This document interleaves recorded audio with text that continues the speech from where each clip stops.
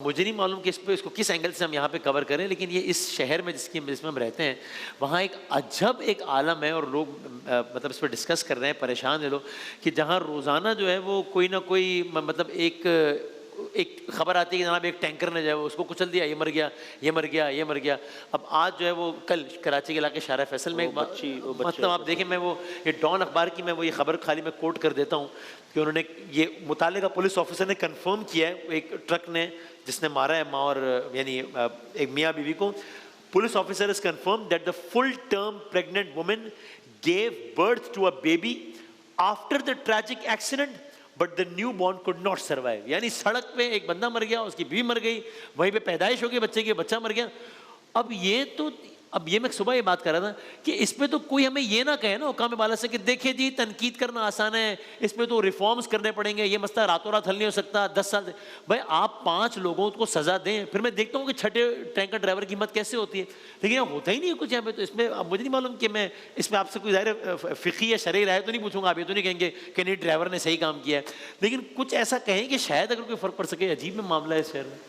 अच्छा, ज़रूरी नहीं कि मैं आपने जो बात कही मैं आपकी तायद में कहूँ, मैं थोड़ा सा इसको मुख्तलिफ जिहतों से देखना चाहता हूँ। ठीक है। मैं चूँकि खुद कार ड्राइव करता हूँ, मेरा ड्राइवर साथ बैठता है, मैं ड्राइव कर रहा हूँ, तो मुझे शौक है ड्राइव करना। हाँ, रोडों की जो हालत है, हाँ ये बात ठीक, और जो स्कूटर चलाने वालों की बेराह रवी है, इन दो को आप नज़रअंदाज नहीं कर सकते हैं। मैं अभी गाड़ी लेकर आ रहा हूँ, आके टक्कर मार दी, अब बताएं क्या करें? कसूर मेरा है, और उम्मन कसूर होता है गाड़ी वाले का, स्कूटर वाले का नहीं होगा। सारी हमदर्दियाँ उसके साथ होंगी। अगर पैदल वाले को स्कूटर मार देगा, सारी हमदर्दी पैदल वाले के साथ होंगी, इसके साथ नहीं। अच्छा, ये एक जिहत है। देखें, स्कूटर वाले की भी गलती हो सकती है, वो जल्दी निकालने के चक्कर में वो ट्रक चला रहा होता है, ट्रक होता है ऊंचा। ड्राइवर कभी आप बैठ कर देखें ट्रक के अंदर, आपको यहाँ से नज़र नहीं आएगा कि वो अचानक सामने आ जाए और उसने चलाया। अब कसूर किसका है? सिर्फ ट्रक वाले को तो नहीं है। ये एक जिहत है। दूसरी जिहत यह है कि बास ट्रक वाले ऐसे होते हैं, मैं खुद गाड़ी चलाता हूँ, हमें साइड में होना पड़ता है। एक दफ़ा तो मेरी गाड़ी का अगला हिस्सा उड़ा दिया उसने, ट्रक वाले ने। जब वो उतरा, मैंने उसको रोका तो उसने नशा किया हुआ था। ये और एक दफ़ा ड्राइवर से ऐसा हुआ तो उसने कहा कि मैं 2 दिन से सोया नहीं हूँ, मैं क्या करूँ, मेरी ड्यूटी है, अगर मैं नहीं करूँगा तो मुझे नौकरी से निकाल देंगे। इसमें इनका कसूर है। खुलासे कलाम ये हुआ कि अच्छी तरह इन्वेस्टिगेशन करनी चाहिए। अगर कसूर ड्राइवर का है तो बिल्कुल उसको सज़ा मिलनी चाहिए जैसे आपने फरमाया, लेकिन अगर कसूर स्कूटर वाले का है तो फिर अगर आपने उसको बेजा सज़ा दी, उसके ट्रक को जलाया, उसको ज़दोकोब किया, तो मैदान महशर में जवाबदेह आपको होना पड़ा। हाँ, ये तो बिल्कुल सही है, ये किसी का बेजा, लेकिन मुझसे यानी एक ही तर्ज के वाक़यात जब बहुत ज़्यादा तवातुर से हो तो उसको कम से कम वो वाक़यात का तवातुर से होना भी कुछ एक इंदिया दे रहा होता है ना कि यार क्या मामला है। देखिए, ट्रक ड्राइवर भी एक इंसान होता है, उसकी भी फैमिली है, बच्चे होते हैं, ज़्यादती नहीं होनी चाहिए उसके साथ। कौन ऐसा होगा कि जानबूझ कर टकरे मारेगा? कौन ऐसा होगा कि जो माहौल देख रहा है कि बार बार एक्सीडेंट हो रहे हैं और फिर वो बेपरवाह होकर चाहेगा कि मेरे साथ भी ऐसे एक स्कैंडल बन जाए? एहतियात बढ़ती है। इसलिए मैं अर्ज़ कर रहा हूँ कि मैं ना इसकी फेवर कर रहा हूँ ना इसकी। हमें बिल्कुल ईमानदारी के साथ देखना चाहिए। एक तबके को बिल्कुल मासूम समझना, दूसरे को काबिल गिरफ्त। ये मियाँ बीवी के जब मसाइल होते हैं ना, जोजा कोई हमें बताती हैं, मैं कहता हूँ बहन रोए मत, फिर मैं करता हूँ क्रॉस क्वेश्चन, तो पता चलता है कि ताली दोनों हाथ से बजी है। लेकिन अमूमन लड़की मजलूमा होती है, वही मासूमा होती है, और आदम का बेटे का सारा कसूर होता है। हम कहते हैं बहुत जालिम आदमी तलाक दे दी सिर्फ नमक के ऊपर, नमक ज़्यादा हो गया था।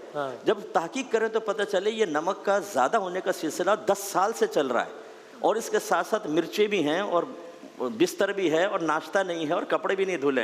तब पता चलता है कि बच्ची ने माशाल्लाह इंतहाई हुनरमंदी से अपने घर को इस स्टेज तक पहुंचाया। तो इसलिए दोनों जानिब देखना चाहिए। ठीक है। अच्छा, इसमें मतलब मैं इस बात पे आगे बढ़ रहा हजरत से कि इसमें फ़िक़ी हवाले से तो मेरी कोई हैसियत नहीं कि मैं आपसे इख्तिलाफ़ करूँ, लेकिन इस वाले मामले में मैंने एज ए जर्नलिस्ट थोड़ी बहुत तहक़ीक़ की। मुझे ऐसा लगता है कि शायद थोड़ा ज़्यादा कसूर इसमें ट्रक वालों का और टैंकर वालों का है। एक पूरा एक माफिया ऑपरेट करता है, एक पूरा बदमाशी वाला मामला होता है इसमें, और वो नशे वाला मामला जो आपने भी कहा वो होता है, जागने वाला मामला। या जिस तरह ये जो अभी हम जिस इंसिडेंट की इस वक्त बात कर रहे हैं, अगेन मैं डॉन अखबार ही कोट करता हूँ ताकि सनद भी रहे, तो उसमें खुद जो ये क्या है जनाब, cemented barriers were recently erected on the spit but the driver breached them as the vehicle's brakes failed and came on the other side of Shara Faisal where it hit the bike riding well. यानी मैं इस तरह से मैं इस यहाँ जा रहा हूँ वो यूँ आ रहा है वो इधर ही आ गया है वो और मार दिया. अब क्या करेगा भाई?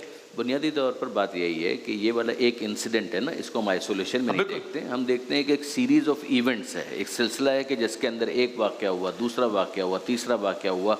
अब पहला क्वेश्चन ये है कि रेट ऑफ द गवर्नमेंट कहाँ? बस 100 बातों की एक बात. हुकूमत फैसला करे कौन जिम्मेदार है. सजा इतने सारे वाक़यात जो हुए हैं तो एक प्रोसीजर कोई तो है ना जिम्मेदार, इन्वेस्टिगेशन जाके जिसके तहत इस बात का तयन किया जाए कि साहब इस पर्टिकुलर वाक़े के अंदर ये जिम्मेदार था, बिल्कुल दूसरे वाक़े के अंदर ये जिम्मेदार था. जिम्मेदारों का जिम्मेदारी का तयन हुआ.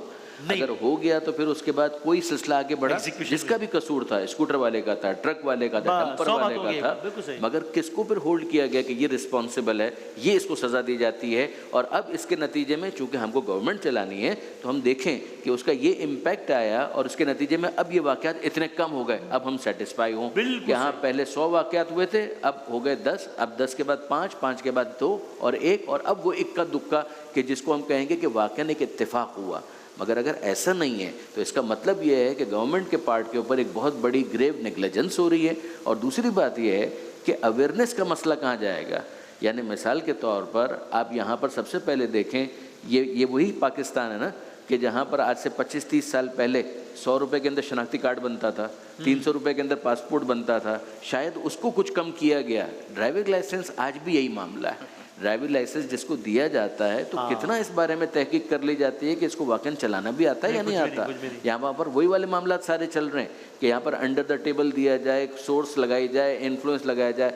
मेरे दोस्त, अगर ड्राइविंग लाइसेंस ताश के पत्तों की तरह से अवेलेबल हो जाए तो जितना वो आसान होगा खेलना और उतना ही ये आसान होगा खून की होली खेलना. बिल्कुल सही, बिल्कुल. एक मैं जुमला जरूर जरूर जरूर. हजरत ने फरमाया जिम्मेदारी, जिम्मेदार कौन है, बहुत अच्छी बात. इसका क्या करेंगे कि एक मुजरिम को पुलिस पकड़कर भेजती है अदालत में. जी बिल्कुल सही. और वो बेल लेके बाहर आ जाता है. जी बिल्कुल ठीक कह रहे हैं. 6 दफा मर्डर कर चुका है, बेल लेके बाहर आ गया. बिल्कुल सही कह रहे हैं. पूरे सिस्टम पे नज़र करने की ज़रूरत है. बात बहुत अच्छी, आपकी भी बहुत अच्छी, आपकी बहुत अच्छी है. लेकिन ये तमाम चीज़ें सब पेश नज़र होंगी तो होगा ना. ये मुजरिम क्यों दलेर होकर भागता है? अभी कुछ दिन पहले वो खातून तशरीफ़ लाई थी, तेज़ाब वाले मसले का था. उन्होंने बताया कि जी पकड़े जाते हैं, बेल करके बाहर. ये ज़्यादा से ज़्यादा 7 साल की सज़ा है. वो कहता है 7 साल बाद, 7 साल वो भी पूरे नहीं होते वैसे तो. 7 साल का मतलब 3.5 साल तो वैसे ही हो गए. दिन रात 3.5 साल होते हैं. ये लोगों को नहीं पता होता है तौर पे डे और नाइट 2 शुमार होते हैं. ये 3.5 साल में बाहर है. वो कहता ठीक है, उससे पहले 3.5 साल भी नहीं निकालता, उससे पहले ये गेम हो जाती है, पहले हो जाता है. अब ये सब चीज़ें मतलब काबिल तवज्जो चीज़ें. और ये बिल्कुल ठीक बात है कि हम ये कुछ जनरलाइज नहीं कर रहे कि सड़क पे होने वाले हर हादसे का जिम्मेदार यही ड्राइविंग सीट में बैठा हुआ बंदा है और जिस जो जख्मी हुआ है वो मजलूम है. ये बिल्कुल नहीं है. लेकिन हाँ एक राय है और 100 बातों की एक बात वो है कि भाई कोई तो जिम्मेदार है ना, तो वो उस कोई को पकड़ लें, फिर अदालतें उस कोई को सजा दे दें ताकि वाकयात की जाए वो ये लिस्ट कम हो. 100 बातों की एक बात. एक ब्रेक लेते हैं, ब्रेक के बाद दोबारा हाजिर होते हैं इंशाल्लाह.